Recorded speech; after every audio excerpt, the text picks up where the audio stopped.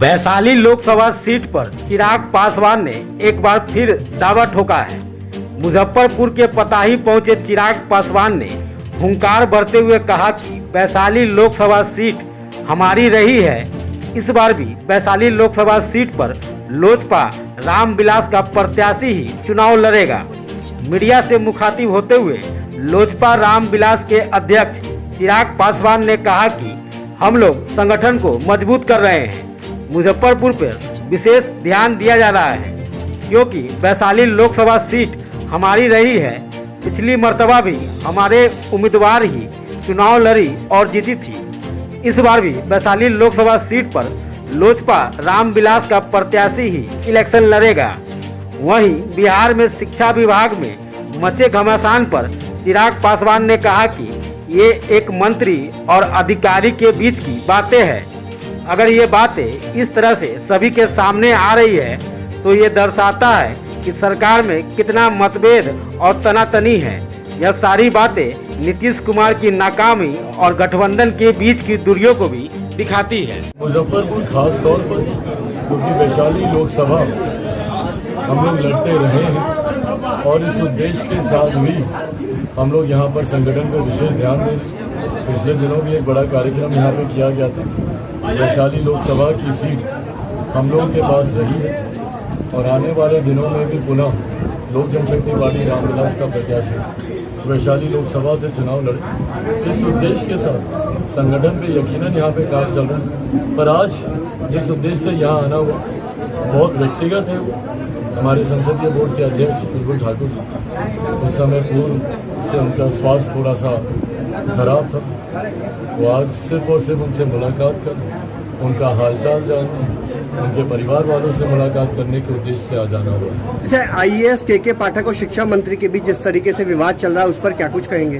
भाई ये दिखाता है कि सरकार में कितना मतभेद और कितनी तनातनी है। अगर एक अधिकारी और एक मंत्री के बीच की बातें अगर इस तरीके से खुल के सतह पर आती हैं तो कहीं ना कहीं वो सरकार की भी पोल खोलती है और गठबंधन की भी दरारों को दिखाती है।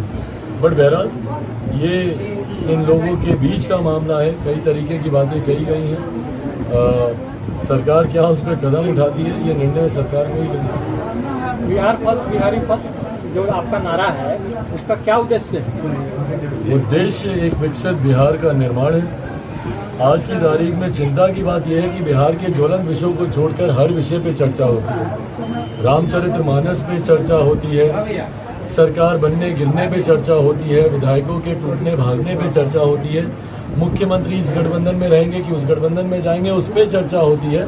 पर बिहार में जो ज्वलंत विषय है, बिहार की गिरती कानून व्यवस्था, बढ़ता भ्रष्टाचार, गिरती यहाँ पे स्वास्थ्य व्यवस्था, गिरता शिक्षा का स्तर, युवाओं के साथ जिस तरीके से दमन हो रहा है, युवा मजबूर है पलायन करके दूसरे राज्यों में जाने के लिए, छात्रों पे लाठी चलाई जाती है, शिक्षकों पे लाठी चलाई जाती है, अभ्यर्थियों पे लाठी चलाई जाती है, बट उसके ऊपर कोई बात ही नहीं कर रहे। बिहार फर्स्ट, बिहारी फर्स्ट सिर्फ और सिर्फ बिहार और बिहारियों से जुड़े हुई समस्या का समाधान है और ये सही मायनों में समाधान है। मुख्यमंत्री की समाधान यात्रा वाला नकली समाधान नहीं। आप कोई भी समस्या बिहार से जुड़ी हुई हो, बेरोजगारी की समस्या, बेरोजगारी का इसमें प्रमुखता से इसमें जिक्र किया है। भाई बिहार में जब तक निवेश नहीं आएगा, जब तक यहाँ पे आईटी सेक्टर नहीं खुलेगा, जब तक उद्योग नहीं खुलेगा, और उद्योग खुलेगा कैसे भैया जब हमारे मुख्यमंत्री खुद कहते हैं कि प्रदेश लैंडलॉक्ड है इसलिए यहाँ पे उद्योग नहीं लग सकता। दिक्कत बिहार के भूगोल में नहीं है, दिक्कत मुख्यमंत्री जी की नीयत में है। तो क्या सेल यहाँ बैठाया जा सकता है? वो यहाँ पे उद्योग खुलवाना नहीं चाहते। सेल बिहार में बैठाया जा सकता है जनाब? जब हम एक बार जवाब देते जो प्रश्न आपने पूछा।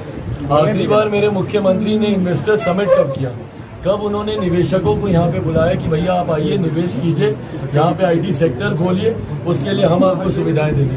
तो जब तक आप इन चीज़ों पे बात नहीं करेंगे, यहाँ पर एक से मतलब कृषि प्रधान प्रदेश है भैया, एक से एक उत्पादन होता है, क्यों नहीं यहाँ पे प्रोसेसिंग यूनिट्स लगाए जाते हैं। यहाँ की लीची दूसरे प्रदेशों में जाकर, दूसरे देशों में जाकर 4 गुने 10 गुने दाम पर बिकती है, क्यों नहीं उसको यहाँ पे प्रोसेस किया जाता, क्यों नहीं उसकी पैकेजिंग मार्केटिंग की जाती। तो इन तमाम विषयों को लेकर बिहार फर्स्ट, बिहारी फर्स्ट में विस्तार से हम लोगों ने चर्चा की।